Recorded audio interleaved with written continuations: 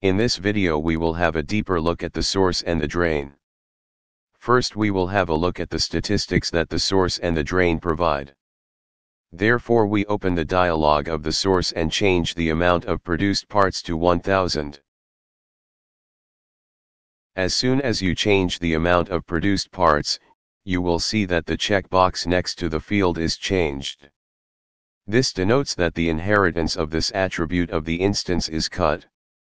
In this way the source is not inheriting the value for this attribute from the origin anymore. If you want to turn on inheritance for this attribute, just click the checkbox and click Apply. We then click on Start the full speed simulation.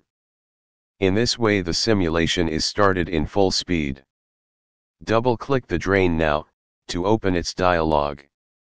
Click the tab, type Statistics to see the most relevant statistic data of the produced parts. On this tab we can see the average lifespan of the products, the total throughput, the throughput per hour and other important values.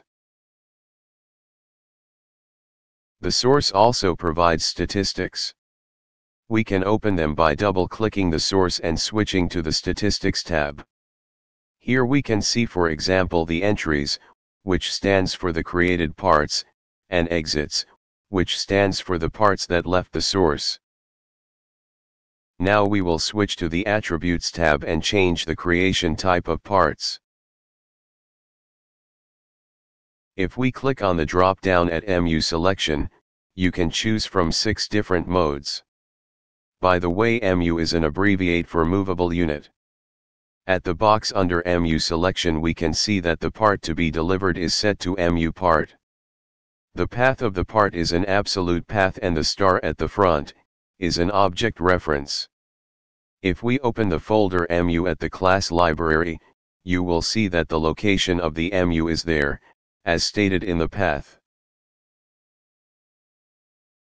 If we now change the name of the part and reopen the dialog of the source, you will see that the name has changed accordingly.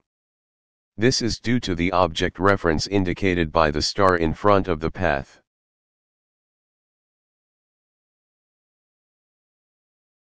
We will now have a look at other MU selection types. If we change the MU selection to percentage, we need to specify a table object. We can create a table object from the Information Flow tab. Therefore we will move the dialog to the left and create a new table object. This table object is currently unformatted. If we open the table object, you will see that there is no proper column to enter a percentage. It is just a raw table. We will now drag and drop the table object into the dialog of the source. In this way we did successfully parameterize the source. The source will now, with plain words, look into the table and produce objects according to the parameters we will enter. If we now reopen the table, you will see that it is formatted. There is also a second way to parameterize the source. Therefore we again create a source and a table object. Now we do not change the MU selection to percentage. Instead we now just drag and drop the table onto the graphic of the source. If we open the source now, you will see that the MU selection changed to sequence cyclical. And if we open the table you will see as well that it is formatted.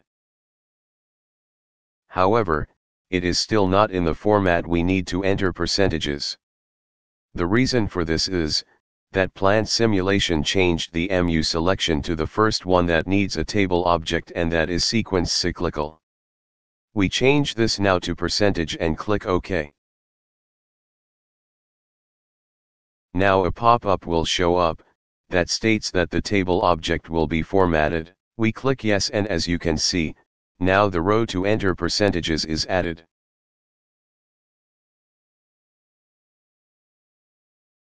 If you double-click the table now, you can see 5 columns. The first column represents the objects that are supposed to be produced. We can drag and drop MU from the class library into each row. In this example we will use 2 individual parts. We will now duplicate the part in the MU library twice. In this way we create new user objects. Customized MU will always be placed at the folder user objects. Then we rename the parts in screw and nut.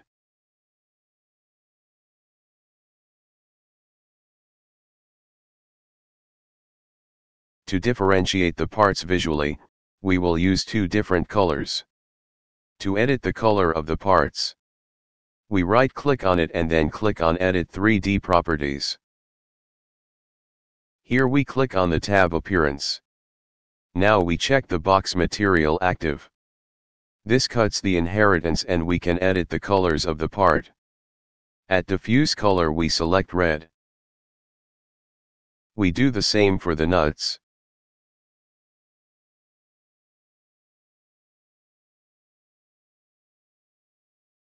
Now we drag and drop our parts from the class library into the first two rows. In the next column, we can enter the percentages. We want an equal number of parts, therefore we enter 50 and 50. In the next column we can enter the batch size of production. We want a batch size of 4 and 2. Since we entered a 50-to-50 ratio, Plant Simulation will let the source first produce 2 nuts and then the 4 screws. In this way Plant Simulation will make sure that a 50-to-50 ratio is achieved and 4 screws and 2 nuts are produced consecutively. The next column is provided to assign names to the parts produced. As we already named the MU screw and nut, we do not need to enter a name. In this way the instance part will inherit its name from the class. The last column can be used for additional user-defined attributes. These attributes can be specified in a subtable which is created once you type in a name in the respective row. You can now double-click on that cell to open the subtable. In this table we can provide further information about the part. You can provide a name for the attribute in the first column and specify its value by choosing a column that reflects its data type. You can provide, for example, the cost of a part, by typing cost in the first column and then specifying a value for it, in column 14. In this way, if there is no user-defined attribute with the same name in the class, it will be created. And if there is a user-defined attribute in the class with the same name, it will be assigned the value you entered here. We reset the simulation and can now start the simulation.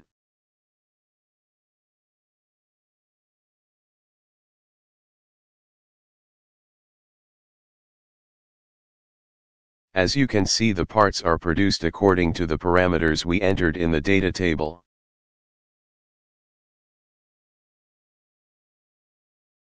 If we now fast forward the simulation and open the dialog of the drain, then switch to the tab type Statistics and click on Detailed Statistics Table, we can get an even more precise insight at the statistics of the drain.